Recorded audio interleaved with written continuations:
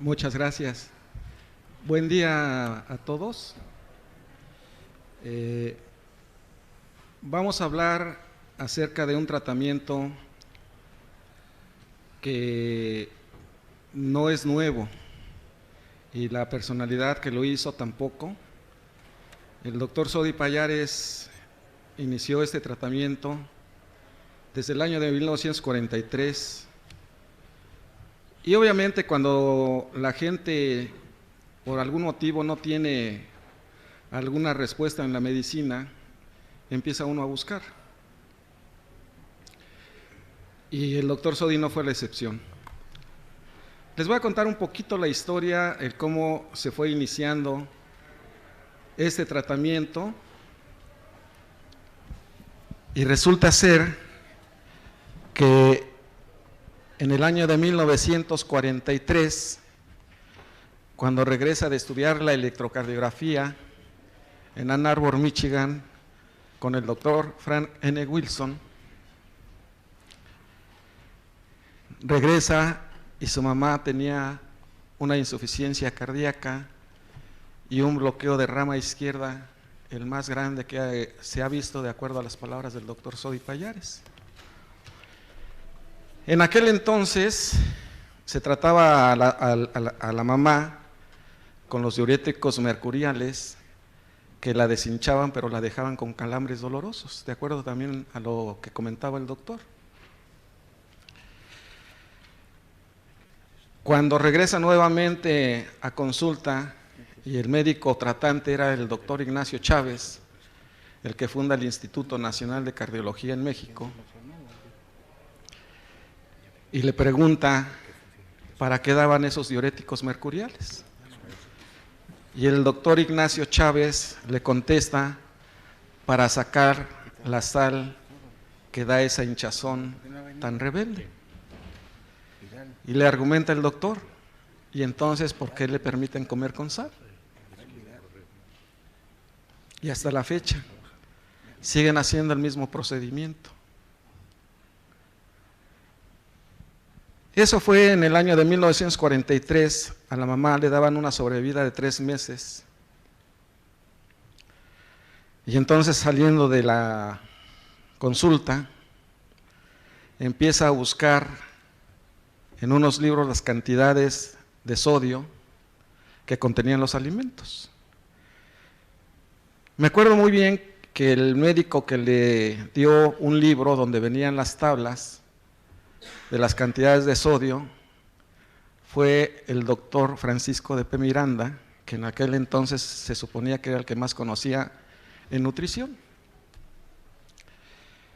Y de hecho, el libro que le dio fue del doctor Quintino Lascuaga, español, donde ya se habían hecho el estudio de las cantidades de sodio de muchos alimentos. Y él comentaba que no sabía el por qué había quitado todos aquellos alimentos que contenían más de 100 miligramos de sodio por cada 100 gramos de alimento. Y eso se volvió una regla de oro. De acuerdo al tratamiento propuesto por el doctor Sodi Pallares, hay que quitar todos aquellos alimentos que contengan más de 100 miligramos de sodio por cada 100 gramos de alimento. Perdón. Entonces, esa es la primera parte del tratamiento. Siguió hasta el año de 1960, donde empezaba a ver que los resultados eran extraordinarios, porque cuando le dio a su mamá esta dieta baja en sodio y alta en potasio, porque curiosamente la dieta tiene 360 miligramos de sodio por 3.600 de potasio, es decir, es muy baja en sodio y muy alta en potasio. Le quitó todos los medicamentos a la mamá, los diuréticos y otros medicamentos que le dan, se los quitó. Le dio nada más la dieta baja en sodio, alta en potasio que él había confeccionado, y de 3 meses que le daban de sobrevida, pudo vivir 15 años. Dijo, caramba, tengo algo muy interesante. No nada más lo empezó a utilizar en problemas, en un principio cardíacos, porque bueno, acuérdense que fue cardiólogo, y el doctor Sodi Pallares lo empezó a utilizar en hipertensión esencial y los pacientes mejoraban impresionantemente. Lo empezó a utilizar en angina de pecho y en 8 días se le quitaba el dolor anginoso. En isquemia y se quitaba la isquemia. En lesiones en el corazón y también, fíjense ustedes. Entonces empezó a buscar el porqué de las cosas y en el año de 1958 llega a México el doctor Hanselje. El doctor Hanselje, para que ustedes se acuerden de él, es el que lanza al mundo el concepto de estrés, donde él hablaba que los electrolitos tienen una participación en la génesis de los infartos sin que necesariamente se tenga obstruido el vaso. Fíjense. Y esos trabajos son desde 1957. Y es lo que comentaba muchas veces el doctor Sodi. Nosotros con la dieta no estamos abriendo el vaso y sin embargo, ¿por qué mejora entonces el electrocardiograma? ¿Por qué se siente bien el paciente? ¿Por qué? Y todo se basaba posteriormente a lo que comentaba él, a la formación de la energía, como lo han estado comentando aquí en este pequeño curso. Todo se basa en la formación de la energía. Y lo que nos va a bloquear la formación de la energía, de acuerdo al doctor Sodi Pallares, es el exceso de sodio, el exceso de sal. Por eso le daba mucho, pero muchísimo valor a los electrolitos. Recuerden que nosotros tenemos cuatro electrolitos principalmente que nos van a ayudar a la formación de la energía, que es el sodio, el potasio, el magnesio y el calcio.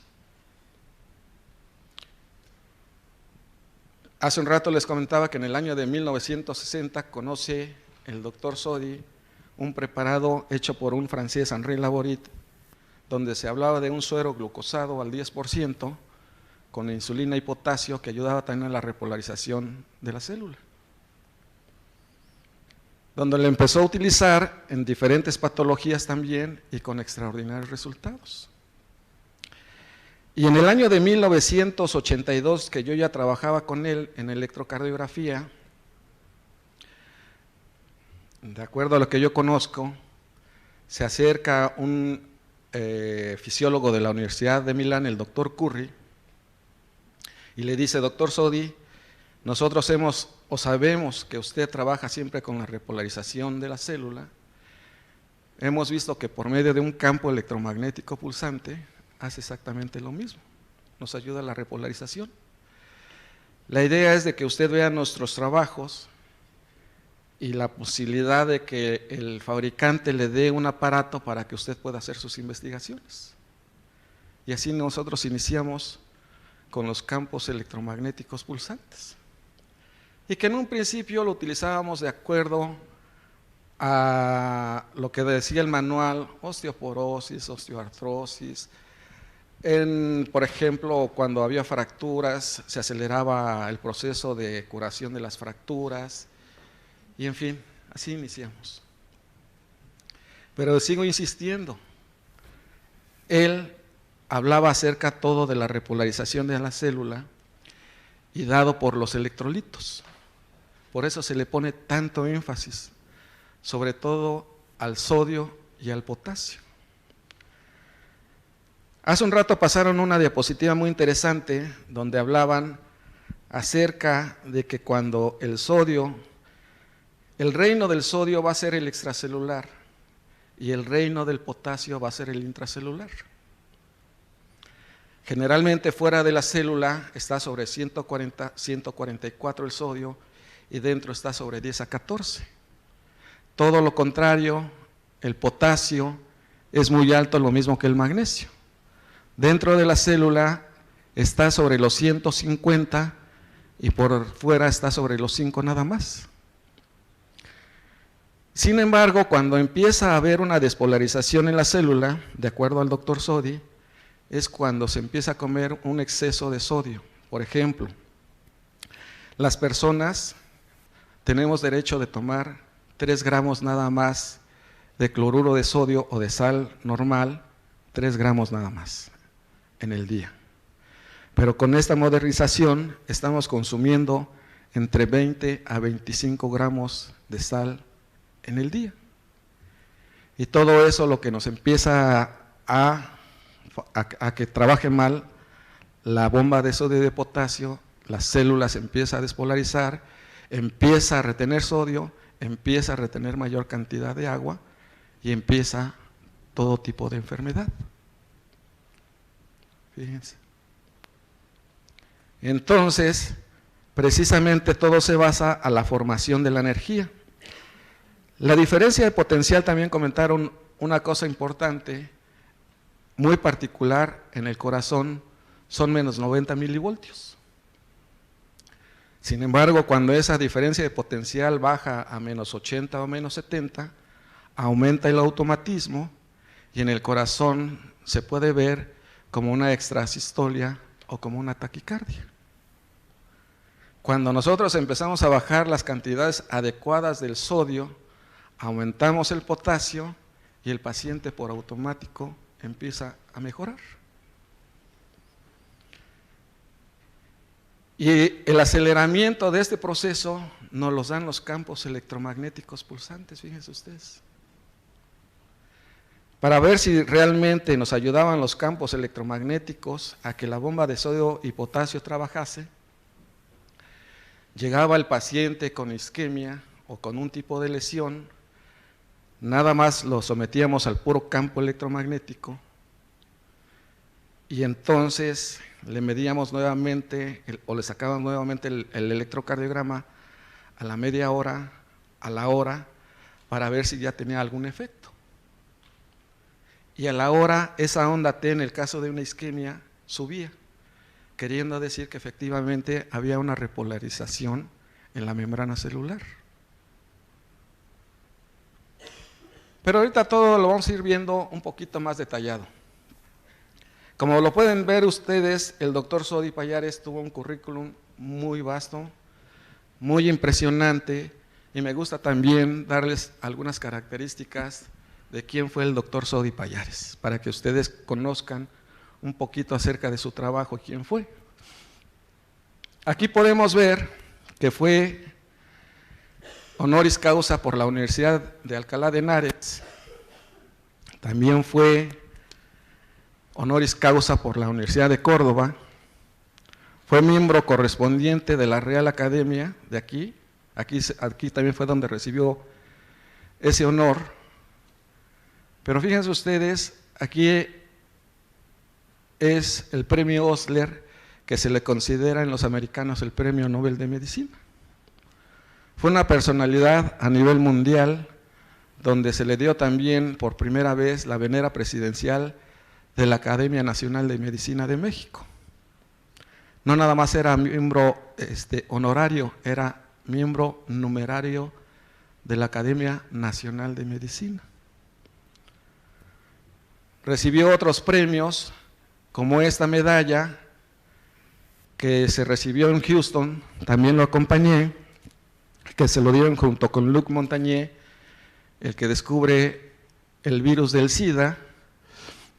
Y de acuerdo al doctor Sodi, este es uno de los más grandes premios que recibió en vida del American College of Cardiology como maestro de maestros, y hasta la fecha se sigue dando un premio en honor a él, también en Miami, el premio Sodi, de Sodi Award. Entonces se los comento para que ustedes vean quién fue el doctor Sodi Pallares y para que vean la categoría científica que tenía. Pero ¿qué es lo que dice ¿O cuál es la verdadera funcionalidad o la intención del tratamiento metabólico que ya le estamos comentando a ustedes, que son 3 partes? Dieta baja en sodio, alta en potasio, las soluciones polarizantes o la ingesta de potasio y magnesio y el campo electromagnético pulsante. Creo que esta persona, el doctor Heinrich Steckmayer, creo que sabía bioquímica, estudió con el doctor Krebs, el que hace el famoso ciclo de Krebs, y vean ustedes lo que dice: la esencia del metabolismo celular es la síntesis o la formación de la energía o ATP. Si no hay una buena formación de energía, no podemos sacar a nuestro paciente. Hay que ayudarle a la síntesis de la energía. Pero ¿cómo se da eso? Quisieron probar en un principio si realmente el sodio era un activador negativo al metabolismo, el potasio era un activador positivo al metabolismo, el magnesio le ayudaba también al potasio a ser un activador positivo, y lo mismo el calcio, que es un activador negativo. Y ahorita vamos a ver el por qué. ¿Cómo pudieron lograr tantas cosas?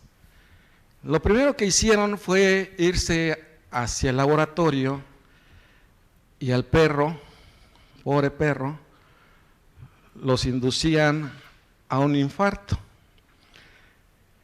Generalmente cuando se da el infarto tiene 4 tipos de tejido: el tejido normal, el tejido de isquemia, el tejido de lesión y el tejido necrosado o necrótico. Se fueron a estudiar ese tipo de tejidos y aquí lo podemos ver. En el caso muy particular de una isquemia, aumentaba hasta el 50% de la entrada del sodio. Ustedes saben muy bien que el sodio es hidrófilo, es decir, retiene con mucha facilidad líquido, y una de las principales cosas es que se empieza a hinchar, a inflamar la parte donde se empieza a introducir en mayor cantidad el sodio. Y como son antagónicos el sodio y el potasio, cuando entra mayor cantidad de sodio, ¿qué hace con el potasio? Me lo empieza a sacar en mayor proporción también. Y empieza a haber una despolarización de la membrana celular o de la célula. Ya no hace su trabajo correctamente bien, ya la formación de la energía no se hace correctamente bien. Y esa diferencia de potencial, insisto, empieza a bajar. En el caso muy particular, insisto, en el caso del corazón, de menos 90 milivoltios empieza a bajar a menos 70, empieza a bajar a menos 60 y empieza a retener mayor cantidad de agua. ¿Sí? Entonces, el problema se vuelve más serio en el caso muy particular de lo que es la lesión. Fíjense ustedes, el sodio llegaba a aumentar casi 300 veces más. Entonces, ayudando al paciente, bajando las cantidades de sodio adecuadamente y aumentando las del potasio, empieza a mejorar el paciente. No va a ser lo mismo, si le dieran ustedes al paciente suplementos de potasio. No basta con eso. Tenemos que bajar las cantidades de sodio, porque si no se bajan adecuadamente las cantidades de sodio, el potasio no entra y el paciente no empieza a mejorar. El electrocardiograma no empieza a mejorar. ¿Sí? Entonces, lo primero que se sugiere al paciente es que se vayan a sacar electrolitos: sodio, potasio y magnesio. Si el paciente está haciendo correctamente bien la dieta, en los electrolitos se va a reflejar. Va a bajar las cantidades, como es muy bajo en sodio, la dieta va a estar por debajo de los 140 milimoles o mil equivalentes, y el potasio, como la dieta es alta, tiene que estar sobre 4.7 a 4.8. Si no se lograra hacer eso, entonces ahora sí se le permite hacer suplementación de potasio y de magnesio. Pero generalmente se arregla el problema nada más con la pura dieta, y el paciente lo primero que empieza es a orinar y a orinar y a orinar, porque ya empieza a dejar de retener líquidos. Fíjense. ¿Sí? Hicieron una tabla en el caso muy particular de un tejido de lesión, donde midieron los cambios desde el punto de vista anatómico, fisiológico, electrolítico, metabólico y eléctrico, donde veían, en el caso muy particular de lo que estamos viendo, dentro de la célula, el potasio baja, el sodio sube, el cloro sube, y como estamos diciendo, es hidrófilo el sodio, empieza a aumentar mayor cantidad de líquidos y empieza a haber inflamación. Y ustedes saben muy bien que todas las enfermedades, sin excepción, es cuando empieza a haber un tejido inflamado. Entonces, obviamente, si nosotros empezamos a quitar ese tipo de problema, el paciente empieza a mejorar, y empiezan a mejorar todos los marcadores, que es lo más importante. Todos los marcadores empiezan a mejorar, todos. Y ahorita les voy a enseñar algunos casos en el cual verán ustedes los cambios que se tuvieron el antes del tratamiento y después del tratamiento. Aquí están las cantidades de los electrolitos que tiene la célula, tanto fuera como dentro. Si se fijan ustedes lo que estábamos comentando, el sodio está alto fuera de la célula y el sodio está bajo dentro de la célula. El potasio, lo mismo que el magnesio, están muy altos.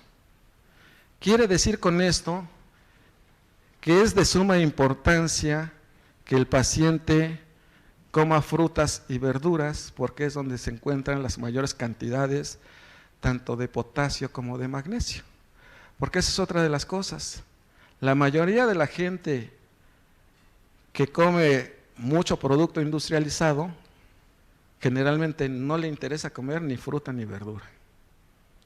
Y entonces, ¿de dónde quieren que se haga la repolarización de la célula si no tiene las características o los elementos adecuados para que se pueda nutrir perfectamente bien la célula? ¿De dónde?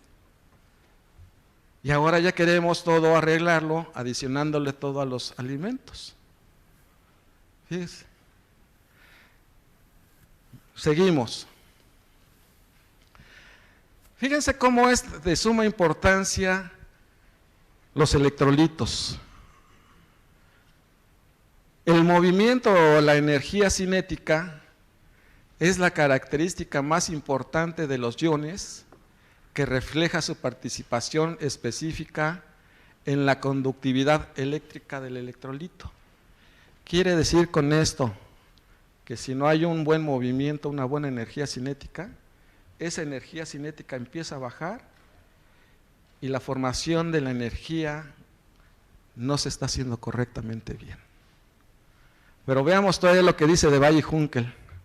Atribuían la disminución de la movilidad de los iones y de la conductividad equivalente de los electrolitos fuertes al aumentar la concentración a la presencia de la nube iónica.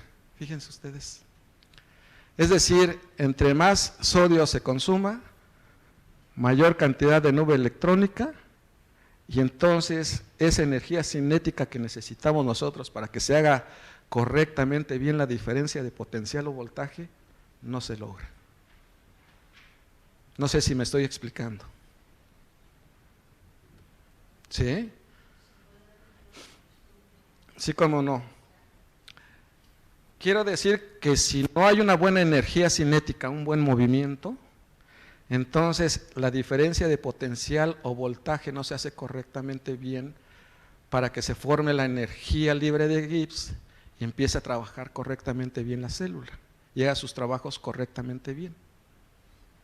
¿Estamos de acuerdo? Hasta ahorita me estoy dando a entender porque es un poquito complejo todo esto. Bueno. Entonces, vean ustedes lo que dice abajo. Al elevarse la concentración del electrolito, aumenta la densidad de la nube iónica. Es como si ustedes, cuando no tienen una gran cantidad de sodio, estuvieran solos, pero cuando aumenta esa concentración es como si cargaran a alguien, entonces ya no van a tener la misma fuerza, ni tampoco la misma energía cinética o movimiento. ¿Me voy explicando? Entonces obviamente la diferencia de potencial o voltaje empieza a bajar. Empieza a decaer la formación de energía. ¿Vamos entendiendo? Bueno. Aquí están los gradientes. Todo se mueve por fuerzas, todo. Las diferencias de potenciales se hacen. Vean ustedes. Todo. Y cuando se empieza a trabajar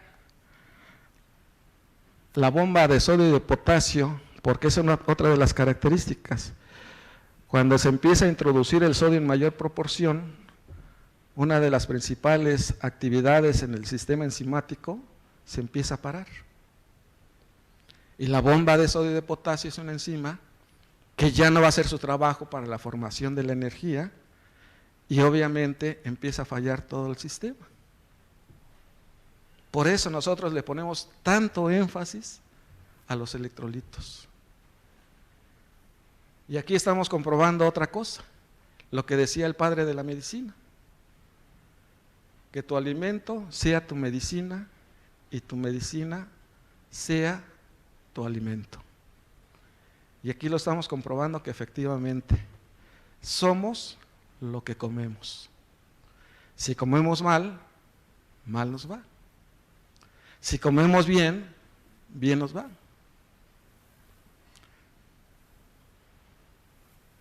Y aquí pasa una cosa muy interesante en lo que es el cambio de la energía libre. La energía libre es la energía que se requiere para que todas las células trabajen correctamente bien. ¿Sí? El cambio o variación de la energía libre es una medida de la energía disponible para trabajar dentro de un sistema.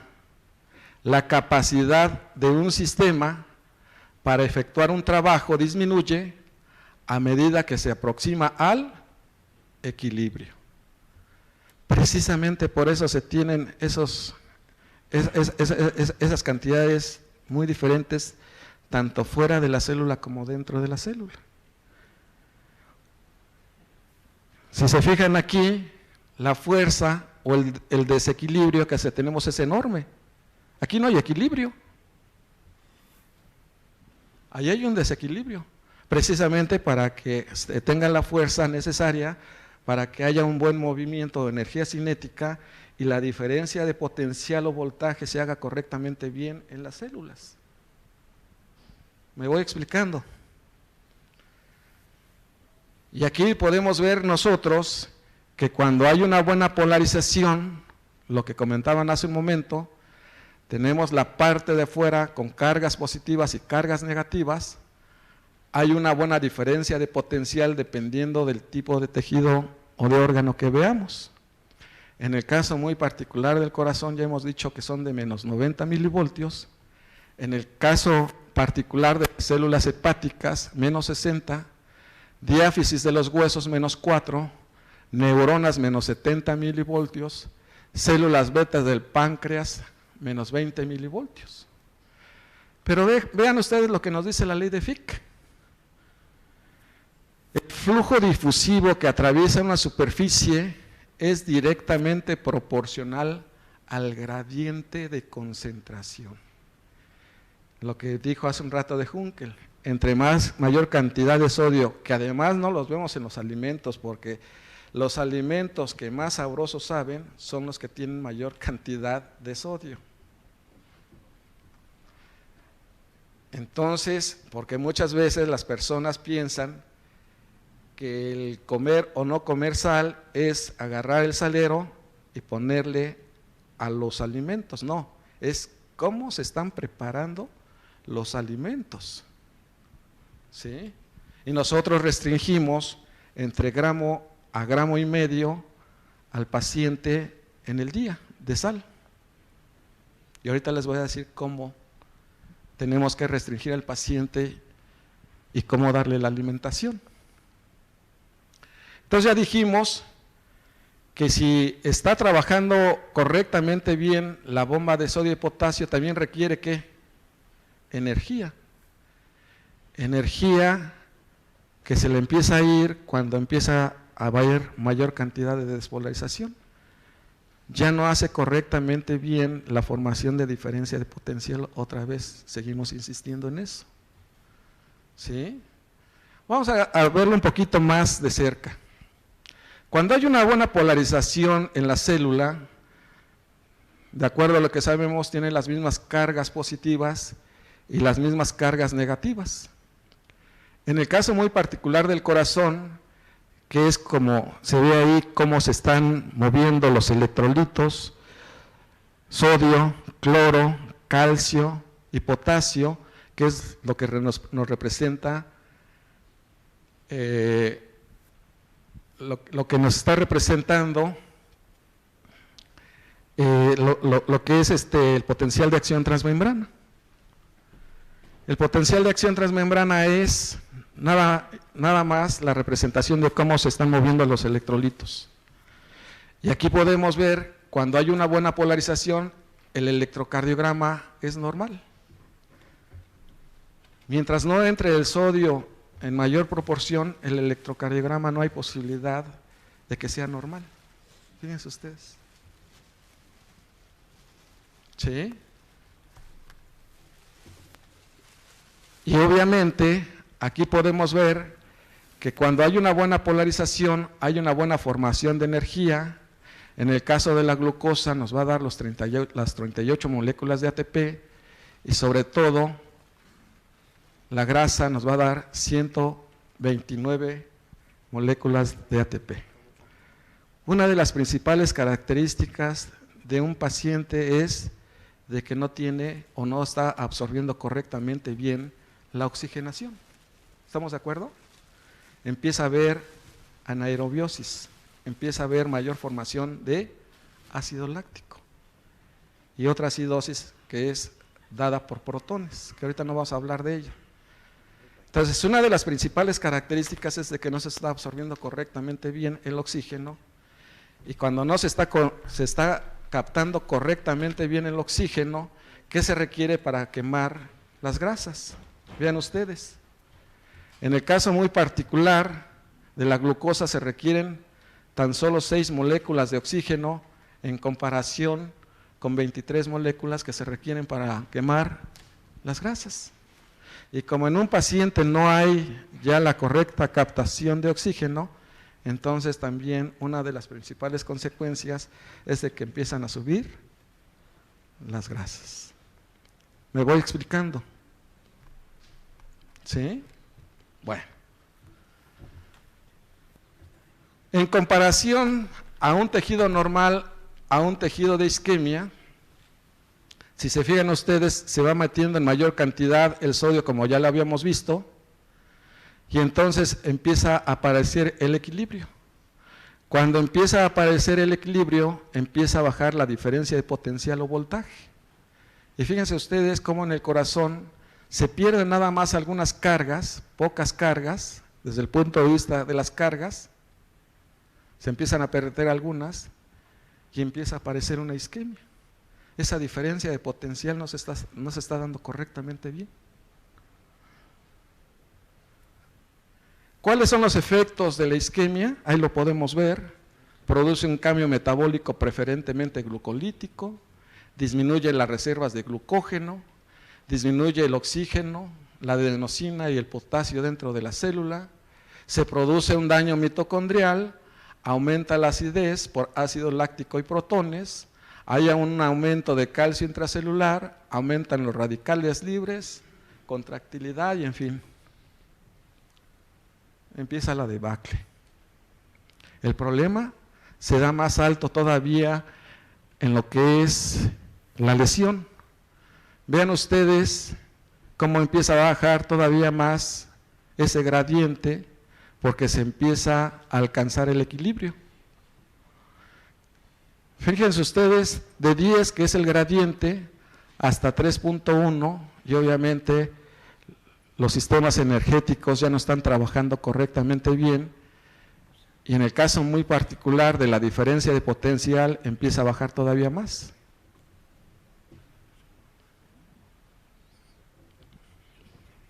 ¿Me explico?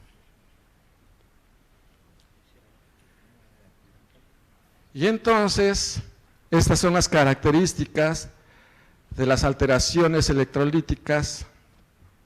Cuando ya hay un tejido de lesión, baja el potasio dentro de la célula, sube el sodio dentro de la célula, sube el cloro, sube el agua, y se unieron más algunos otros investigadores como el doctor Kopp, donde habla inclusive de un síndrome del tejido lesionado, y también ellos habían ya hecho esas experiencias, y vean lo que dice también él, el doctor Kopp: hay un aumento del sodio dentro de la célula, disminuye el potasio dentro de la célula, aumenta el calcio cuando hay mayor despolarización dentro de la célula, disminuye el magnesio dentro de la célula, y dentro de la célula tenemos una agua que se conoce como agua estructurada, y que cuando empieza a haber mayor despolarización, esa agua estructurada se empieza a convertir en agua libre, en agua como la conocemos nosotros.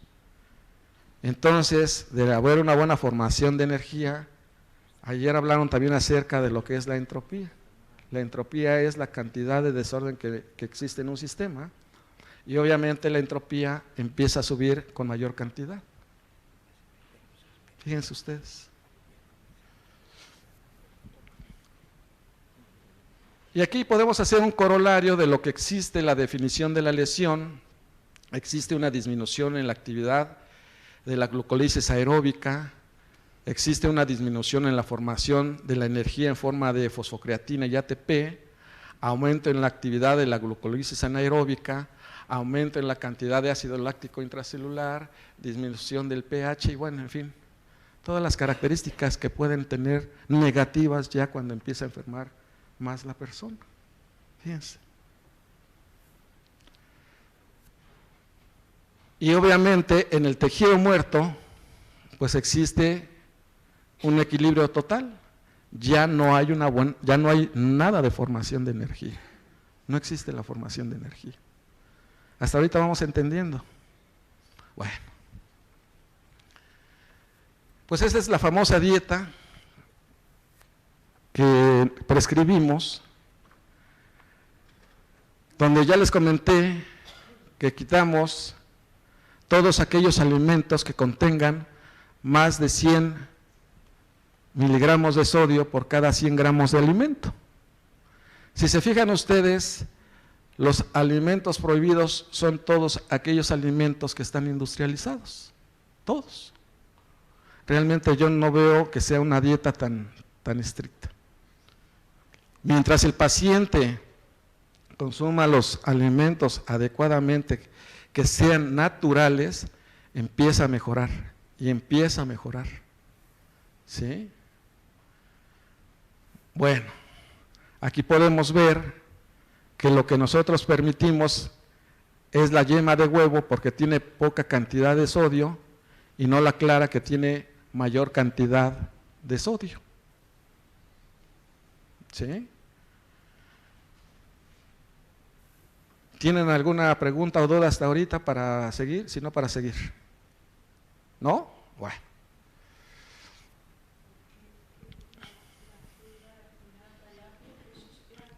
Porque tiene mayor cantidad de sodio de lo que nosotros permitimos. ¿Sí? Bueno. La segunda parte del tratamiento, como se los comentamos ahorita, son los sueros glucosados. Ese es el que se pone generalmente en el consultorio. Es un suero glucosado al 10% medio litro. Se le agrega una ampolleta de cloruro de potasio en México se llama caliolite, no sé cómo se llame aquí, y 3 o 4 unidades de insulina estándar rápida. Obviamente ahorita no me voy a detener para decirles cómo se prepara la solución polarizante, pero es un suero glucosado. Lo que sí les puedo decir es de que se da 30 gotas por minuto, se tiene que estar agitando cada media hora la solución polarizante para que la insulina no precipite y el paciente no pueda caer en hipoglicemia. ¿Sí? Y obviamente si requiere las cantidades adicionales de potasio, lo podemos dar como cloruro de potasio, bicarbonato de potasio, que a nosotros nos gusta un poquito más el bicarbonato de potasio, porque si hay acidosis, el bicarbonato de potasio nos ayuda como buffer, y si vamos a separar el potasio nos ayuda tanto como buffer como para dar mayor cantidad de potasio. ¿Me estoy explicando? ¿Sí? Y en el caso muy particular del magnesio lo podemos dar como cloruro de magnesio, bicarbonato de magnesio, gluconato de magnesio, citrato de magnesio y el sulfato de magnesio, que nada más se pone en la solución polarizante. Bueno, los campos magnéticos, como les dije, estos fueron los primeros que llegaron a México en el año de 1982, que nada más era un solenoide, y muchas veces nosotros empezamos a ver que en el manual nada más decía que hay que dar por 45 minutos. Y nosotros nos empezamos a hacer muchas preguntas: ¿por qué nada más 45 minutos? ¿Hace daño el aparato?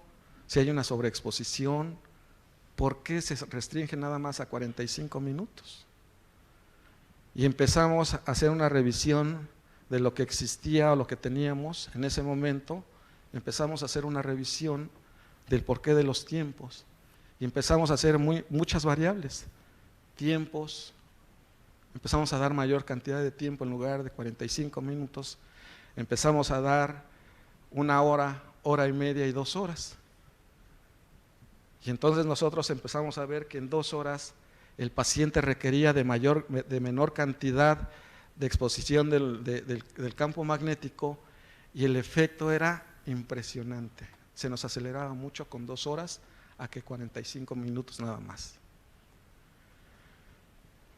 Entonces, posteriormente empezamos a ver si el campo magnético tenía algún otro aspecto, intensidad, frecuencia, ¿qué es lo que nos podía ayudar? Entonces, por ahí leyendo un librito que se llama El cero absoluto de Mendelssohn, nos decía que para bajar la entropía, ustedes saben que en una enfermedad existe entropía o existe mayor desorden en un sistema. Y en este librito nos decían que si había mayor entropía hay 2 formas de bajarla: una, aumentando un campo magnético, o bajando la temperatura.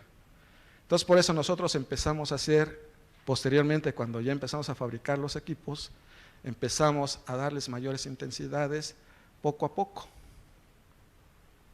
Y empezamos a ver si efectivamente teníamos razón o no, o tenía la termodinámica la razón o no. Pero muchas veces los pacientes requerían en todo el organismo del campo magnético. Y nosotros siempre hemos visto a esta terapéutica como holística e integral. Precisamente por eso hicimos una colchoneta, donde le diera casi constante en todo el organismo al paciente. ¿Sí? Después ya se vieron cuáles son las características o las mejorías de los campos electromagnéticos, qué es lo que hacen. Pues ustedes pueden ver ahí: orientación molecular, mejora la reacción enzimática, en fin, tiene unos grandes beneficios con los campos electromagnéticos pulsantes. Perdón, ¿todavía tengo tiempo? Bueno, ya no me tardo. Entonces, vean ustedes las características que tiene. Incrementa el pH de sus valores, reduce la acidosis metabólica, en fin. Posteriormente hicimos un experimento con los famosos frijoles para ver si nos ayudaban a la formación de mayor energía. Si crece más rápido, quiere decir que hay mayor formación de energía. ¿Estamos de acuerdo? Entonces hicimos la comparativa también, porque nos comentaban que también los imanes ayudan a la formación de energía. Ahí tenemos el testigo, el norte y el sur, y sin embargo con el campo electromagnético veíamos que efectivamente ayudaba a acelerarse el proceso de curación o la formación de energía. Posteriormente, aquí nada más se presenta este electrocardiograma, donde hay isquemia y se utilizaba nada más la dieta para ver si funcionaba o no nada más la dieta. Pueden ver en el siguiente cómo mejora y vean ustedes los comparativos. Ahí está la isquemia, ¿sí? Con la pura dieta se quita. Entonces así podemos nosotros, estamos demostrando que efectivamente la pura dieta tiene un efecto de repolarización, ¿sí? Después empezamos a ver también nada más en pacientes cómo mejoraban con la pura dieta. Todos estos son casos del doctor Sodi.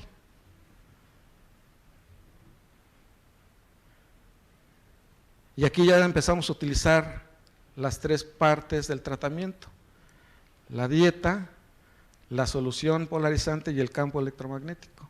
Y el campo electromagnético empieza a mejorar al paciente impresionantemente. Aceleramos mucho el proceso, pero mucho.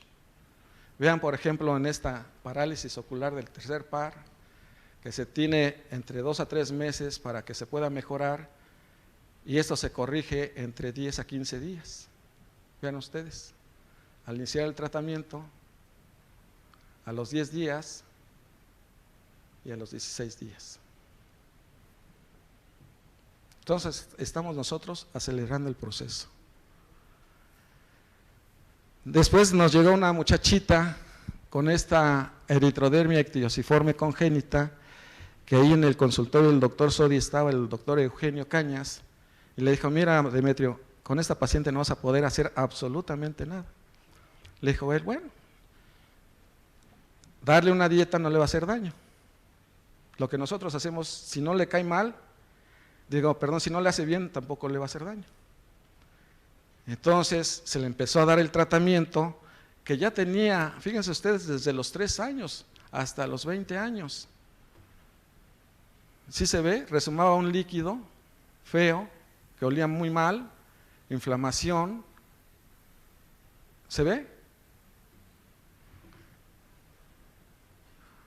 Parece que aquí que estamos utilizando nosotros algún filtro, pero no. Vean, cuando ya se le da el tratamiento, con las 3 partes, e insisto, con el campo electromagnético pulsante, acelerábamos mucho el proceso de curación. Después venía en otro tipo de patología como la lumbartrosis. Tomen como referencia este hueso, esta vértebra. Cuando se le somete al paciente al campo electromagnético, entonces, como ven ustedes, podemos arreglar muchas cosas con el tratamiento. Después nos llegó una paciente que por un accidente había perdido esta vértebra. Ustedes saben muy bien que lo primero que se tiene que hacer es fijar para que se pueda llegar la osteogénesis, y se le siguió dando el tratamiento. Vean ustedes cómo empieza a mejorar.